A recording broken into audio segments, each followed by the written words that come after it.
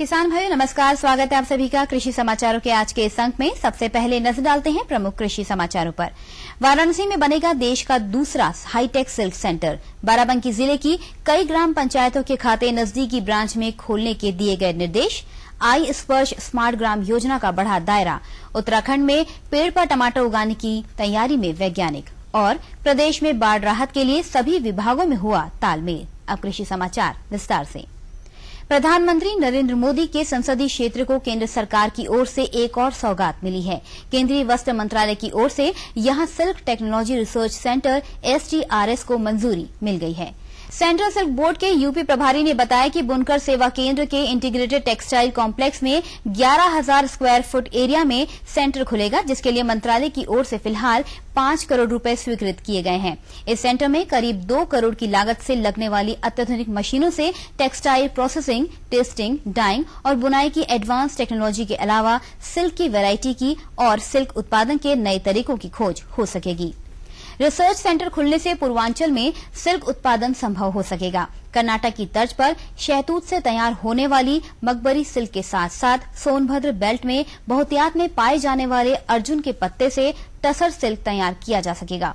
Expert रेड़ के पत्ते से बनने वाले सिल्क और असम की मोंगा सिल्क के उत्पादन पर भी रिसर्च करेंगे। हैंडलूम और पावरलूम दोनों में ही इस्तेमाल की जाने वाली मकबरी सिल्क की पूर्वांचल में खपत हर साल 5 से 7,000 मीट्रिक टन है। मांग की 50% सप्लाई कर्नाटक से होती है।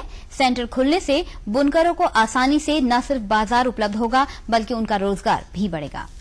बाराबंकी जिले की नगर पंचायत देवा मुख्यालय की बैंक ऑफ इंडिया शाखा से संचालित 200 गांवों के ग्राम निधि खातों में उनके ब्लॉक की नजदीकी बैंक शाखा में खोले जाने के निर्देश जारी किए गए हैं। DPRO ने बताया कि इस आशय के निर्देश जारी कर दिए गए हैं। लीड डिस्ट्रिक्ट मैनेजर LDM के पत्र लिखकर उन्होंने कहा है कि ये खाते संबंधित ग्राम पंचायत के सबसे नजदीकी बैंक शाखा से संचालित किया जाए, जिससे ग्राम प्रधान व वीडियो को आसानी हो। इससे जिले की करीब 200 ग्राम पंचायत के प्रधान और वीडियो को राहत मिलेगी। प्रदेश सरकार ने मुख्यमंत्री अखिलेश यादव की आई स्पर्श स्मार्ट ग्राम योजना का दायरा बढ़ा दिया है। इस योजना के अंतर्गत जनेश्वर मिश्र ग्राम योजना में चयनित गांवों के बजाय किसी भी राजस्व ग्राम को चुना जा सकेगा। चयनित गांव में सिर्फ जनेश्वर मिश्र योजना के तहत कराए जाने वाले कामों की शर्त भी हटा ली गई है। अब हर तरह के जरूरी काम इन गांवों में कराए जा सकेंगे। शासन के एक वरिष्ठ अधिकारी ने बताया कि आई स्पर्श स्मार्ट ग्राम योजना ने जन प्रतिनिधियों को काफी आकर्षित किया है। विधायकों व सांसदों के अलावा समाज के विभिन्न वर्गों से इस योजना में गांवों को चयनित कराने के लिए सरकार से आग्रह किया जा रहा है, मगर गाइडलाइन में सीमाएं तय होने की वजह से मांगों पर विचार नहीं हो पा रहा था। अब जनेश्वर मिश्र ग्राम योजना में चयनित सभी गांव इस खास योजना के लिए जाएंगे। गांव की संख्या का निर्धारण बजट में उपलब्ध रकम के हिसाब से किया जाएगा। अधिकारी ने बताया कि शासन ने योजना की गाइडलाइन में संशोधन कर दिया है। अब प्रदेश के सभी राजस्व गांव इस योजना से जुड़ सकेंगे। इनकी संख्या बजट में उपलब्ध रकम और गांव में विकास कार्यों की जरूरत के हिसाब से तय की जाएगी। गांव के चयन का अंतिम निर्णय मुख्यमंत्री का होगा। योजना में चयनित गांव में अभी तक वे ही काम कराए जा सकते थे जो जनेश्वर मिश्र ग्राम योजना में कराए जाते हैं। शासन ने ये व्यवस्था भी बदल दी है। उत्तराखंड के पंतनगर स्थित जैव प्रौद्योगिकी परिषद टम्ब्रेलो यानी सोलियम वेक्टम प्रजाति के टमाटर की खेती की तैयारी करने जा रहा है। इसकी खेती ब्राजील, पेरू, कोलंबिया, न्यूजीलैंड और ऑस्ट्रेलिया जैसे देश सफलतापूर्वक कर रहे हैं। विशेषज्ञों का कहना है कि एक बार इस झाड़ीनुमा पेड़ को लगाने के बाद इससे 15 साल तक पैदावार ली जा सकेगी। टम्ब्रेलो हमारे देश में पाए जाने वाले टमाटर की ही प्रजाति का फल है। इसकी ऊंचाई 5 मीटर तक होती है। ये साल भर के अंदर फल देना शुरू कर देता है और 15 वर्षों तक अनवरत फल देता रहता है। इसकी पैदावार के लिए 15 से 20 डिग्री सेल्सियस तापमान की आवश्यकता पड़ती है और ऐसा तापमान उत्तराखंड के कई स्थानों पर पाया जाता है। इसका उत्पादन बीज, कटिंग और टिश्यू कल्चर के माध्यम से किया जा सकता है। इसे पानी की जरूरत कम पड़ती है। इस प्रजाति के टमाटर का उपयोग चटनी, सॉस, प्यूरी और जूस आदि के रूप में किया जा सकता है। वैसे तो साधारण टमाटर आप 20 से 40 रुपए प्रति किलो के हिसाब से खरीद सकते हैं, लेकिन 1 किलो टम्ब्रेलो खरीदने के लिए आपको 1,400 रुपए खर्च करने पड़ेंगे। इसकी खास बात यह है कि ये पोषक तत्वों से भरपूर होता है। इससे एक विशेष प्रकार की सब्जी बनाई जा सकेगी। यह टम्ब्रेलो शुगर, कब्ज और कोलेस्ट्रॉल जैसी बीमारियों को नियंत्रित करता है। पर्वतीय क्षेत्रों के किसानों के लिए टम्ब्रेलो निकट भविष्य में एक वरदान साबित होगा। प्रदेश में बाढ़ से निपटने के लिए संबंधित विभागों को सामंजस्य बढ़ाने के लिए कहा गया है। प्रमुख सचिव गृह ने डीजीपी समेत अन्य विभाग के अफसरों के साथ बाढ़ को लेकर बैठक की। बैठक में प्रमुख सचिव सिंचाई, राहत आयुक्त के साथ सिंचाई, एनडीआरएफ, पीएसी, रेडियो मुख्यालय, सेना, वायुसेना, अग्निशमन के अधिकारियों ने भाग लिया। प्रमुख सचिव गृह ने अधिकारियों से कहा कि जिला प्रशासन, सेना व अन्य विभाग के अधिकारियों के नंबर व अन्य जानकारियां सभी के पास हो, ताकि आपदा के दौरान संपर्क करने में कठिनाई न हो। बांध से पानी छोड़े जाने की सूचनाएं अन्य अधिकारियों के साथ साथ सेना से भी साझा की जाए। आपातकालीन स्थिति में सेना व अन्य बचाव इकाइयों के आने जाने के लिए पहले से ही कार्य योजना बना ली जाए। बैठक में सेना के अधिकारियों ने सुझाव दिया कि हेलीकॉप्टर उतारने के स्थान पहले से ही चिन्हित कर दिए जाएं। सेना को आने जाने के लिए वाहन व अन्य सुविधाएं उपलब्ध कराने के निर्देश प्रमुख सचिव गृह ने दिए हैं। उन्होंने अग्निशमन विभाग के अधिकारियों को पहले से ही जरूरी प्रशिक्षण के साथ तैयार रहने को कहा है। बैठक में ये सुझाव दिया गया है कि एनडीआरएफ की कुछ कंपनी अति संवेदनशील क्षेत्रों के निकटतम स्थान पर कैंप कर ले। उन्होंने कहा कि बाढ़ में गांवों, किसानों और बोई जा चुकी फसलों का विशेष ध्यान रखा जाए। और किसान भाइयों, आइए अब नजर डालते हैं प्रदेश की प्रमुख मंडियों की कुछ ताजा मंडी भावों की।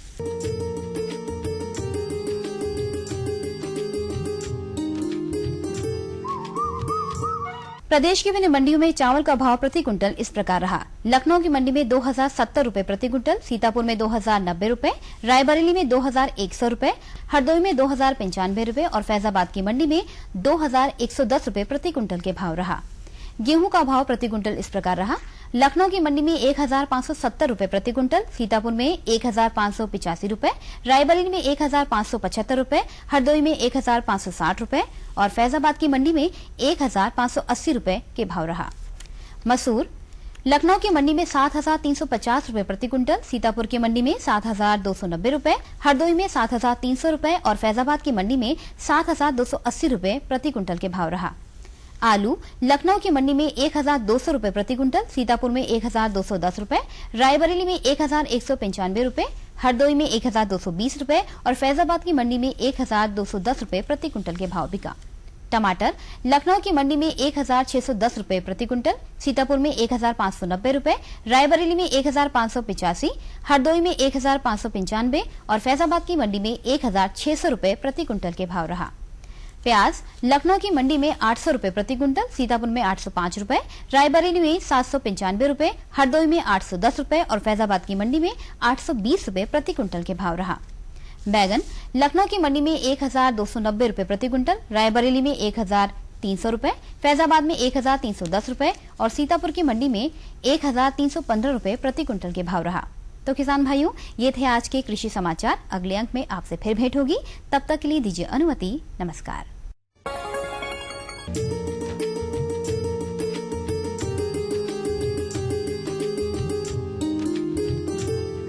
कृषि समाचार के बाद एक बार पुनः आपका कृषि दर्शन कार्यक्रम में स्वागत है। बहनों भाइयों, कहते हैं कि अगर सफलता में शंका हो तो वृद्धि करो निज ज्ञान, अवरुद्ध मार्ग भी खुल जाएंगे, पाओगे सम्मान। अभिप्राय ये है कि अगर आपकी सफलता में कभी भी आपको ये लगे कि हमारी सफलता में कोई शंका है, तो अपने ज्ञान में निरंतर वृद्धि करनी चाहिए, तो आप निश्चित रूप से सफलता अर्जित कर सकते हैं। बहनों भाइयों, हमारी सरकार हमारे हित के लिए, हमारे विकास के लिए निरंतर बहुत सी योजनाएं चलाती है, लेकिन इन योजनाओं का लाभ हम तभी उठा सकते हैं जब हमें इनकी जानकारी हो। तो इसी परिप्रेक्ष्य में आज हम आपको जानकारी दिलवाने जा रहे हैं प्रधानमंत्री कृषि सिंचाई योजना, और इस विषय पर जानकारी देने के लिए आज हमारे बीच में उपस्थित है लघु सिंचाई विभाग हरदोई के अवर अभियंता इंजीनियर मनोज कुमार शुक्ला जी। शुक्ला जी, आपका स्वागत है। शुक्ला जी, सबसे पहले हम ये जानना चाहते हैं कि प्रधानमंत्री कृषि सिंचाई योजना है क्या?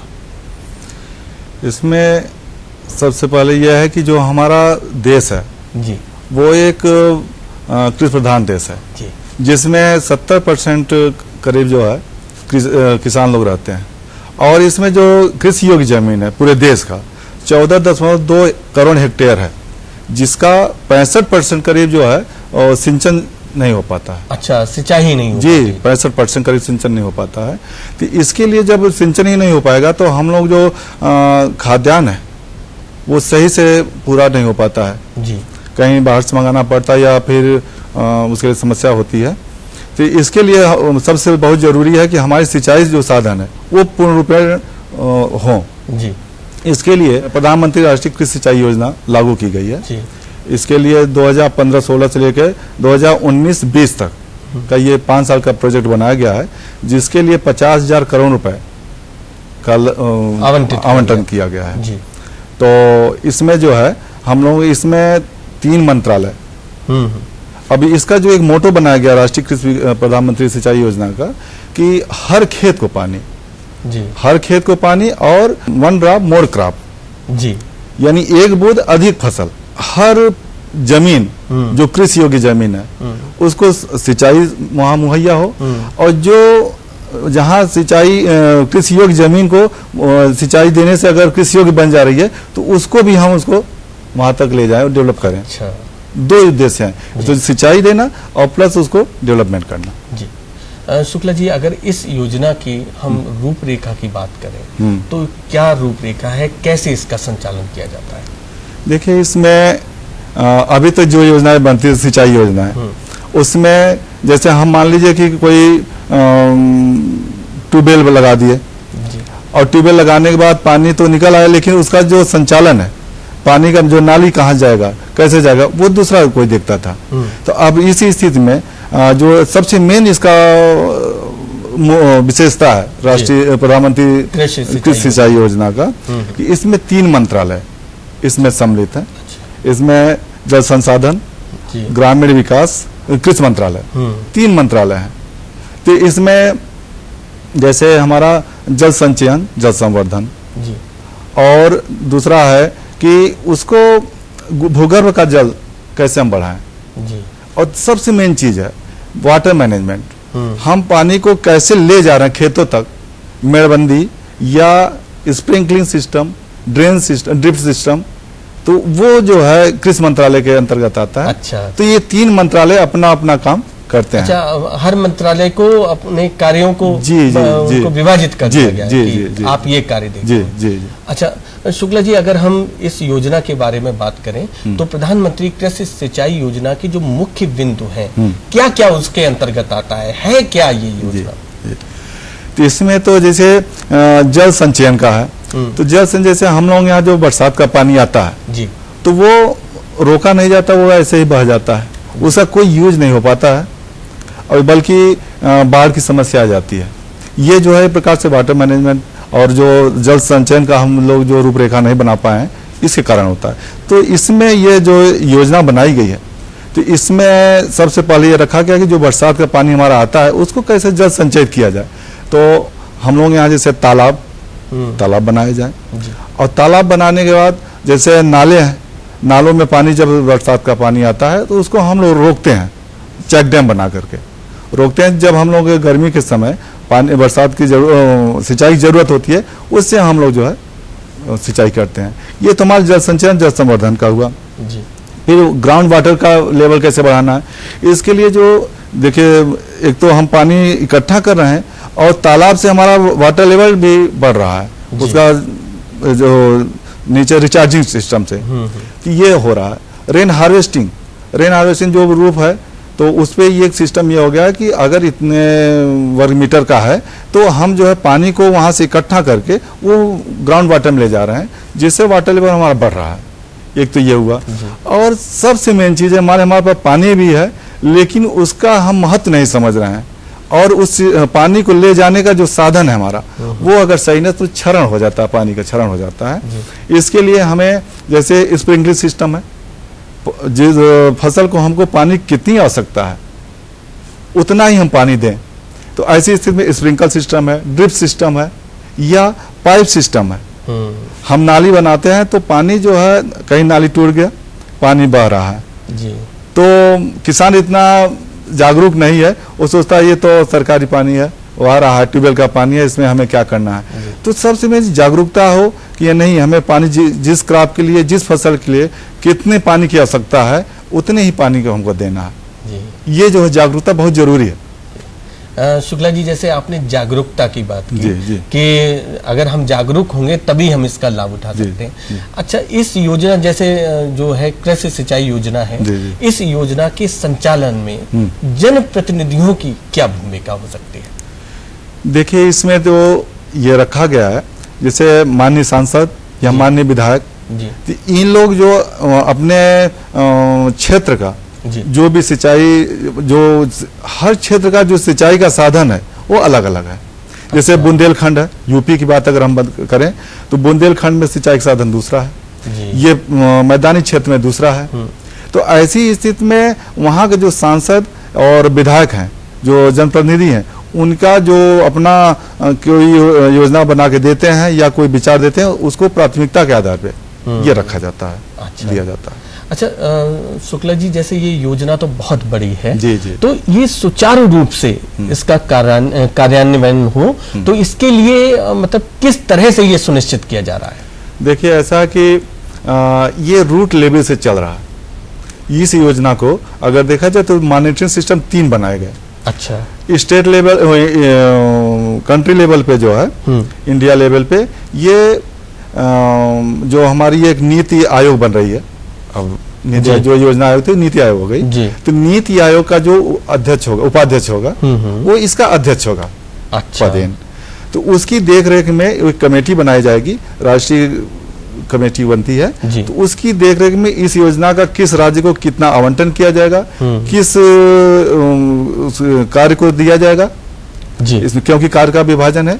अच्छा, तो उस धनराशि का देना तो वो दिया जाता है स्टेट लेवल को। स्टेट लेवल में मुख्य सचिव की अध्यक्षता में एक कमेटी बनाई जाती है, जो कि फिर वो जिला योजना में देती है। वहाँ जो जिला अधिकारी होते हैं उनकी अध्यक्षता में एक कमेटी बनाई जाती है, और वहां से हमारी कार्य योजना बनकर तैयार होती है। और उस कार्य योजना जब बनकर तैयार होती है तो उसको हम सबमिट करते हैं स्टेट लेवल में। स्टेट लेवल जो है उसको ले जा करके केंद्र सरकार को भेजती है, वहां से हमारा पैसे का आवंटन होता है और कार्य का विभाजन हो जाता है और हम लोग कार्य शुरू करते हैं। जी, अच्छा शुक्ला जी, इसमें क्या केवल केंद्र का ही सहभागिता है या राज्य सरकार की भी सहभागिता है? देखिए, सबसे मेन चीज यही है इसमें केंद्र और राज्य दोनों मिल करके काम करते हैं। इसमें केंद्र सरकार का जो अनुदान है 75% का है और 25% जो है राज्य सरकार का है। केंद्र सरकार जो है बहुत लचीला रुख अपना करके रखा है कि राज्य सरकार जो है इसको कार्य कराए, और जो मेन इसका मोटो है, जो मेन उद्देश्य है कि हर खेत को पानी। जी, इसका उद्देश्य जो है हर खेत को पानी और 1 ड्रॉप मोर क्रॉप। कोई ये न रहे कि जैसे एक होता है कि हमें जिस सिंचाई के साधन की आवश्यकता हमें मान ली पठारी क्षेत्र में है, वहां हमें वही योजना लागू करना है, क्योंकि वहाँ की लोकल बॉडी बना रही है योजना, वहाँ को पूरी अच्छे ढंग से जानती है। तो ऐसी स्थिति में किसी भी कीमत पे कोई ये ना कह पाए कि हमको सिंचाई कारण ये फसल नहीं बो पाए। तो ये जो है सबसे खास बात है, ये इसमें सभी पूरित हो जाए। अच्छा, इस योजना का लाभ किसको मिल सकता है? सभी किसानों को मिलेगा या एक कुछ अहर्ताएं हैं वो पूरी करते हैं उन किसानों को मिलेगा? किस तरह से हमारे किसान भाई लाभ उठा सकते हैं? सही करें। देखिए, ऐसा कि इसमें जो है पहले रखा जो जहां हमारे यहाँ पानी सिंचाई की जो साधन है बहुत कम है, जैसे बुंदेलखंड देख लीजिए। बुंदेलखंड में आप पानी पीने का, सिंचाई के छोड़िए, पीने के पानी के लिए 2-2 किलोमीटर जाते हैं जी, पीने पानी की लड़ाई होती है। तो ऐसे में उनको प्राथमिकता का आधार दिया गया है। प्राथमिकता के आधार पर उनको हम चयन किए हुए हैं, और वहाँ जो है विशेष पैकेज जा रहा है। अच्छा, उनका जो है ये दिया गया कि उनको विशेष दिया जाए, जहाँ आर्थिक सामाजिक रूप से पिछड़े हुए हैं उनको लिया जाए। तो ये जो प्राथमिकता दिया जा रहा है। अच्छा जी, मतलब है छोटी छोटी बातें लेकिन है बहुत महत्वपूर्ण। जी, जी, जी। शुक्ला जी, आपने इतनी महत्वपूर्ण हमारे किसान भाइयों को जानकारी दी, इसके लिए आपको बहुत बहुत धन्यवाद।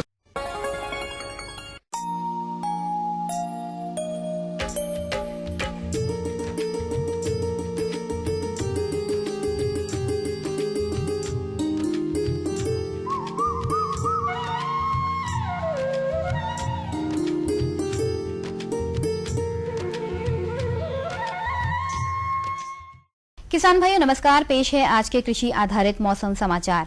पिछले दिनों प्रदेश का अधिकतम तापमान 34 डिग्री सेल्सियस तथा न्यूनतम तापमान 25 डिग्री सेल्सियस रिकॉर्ड किया गया।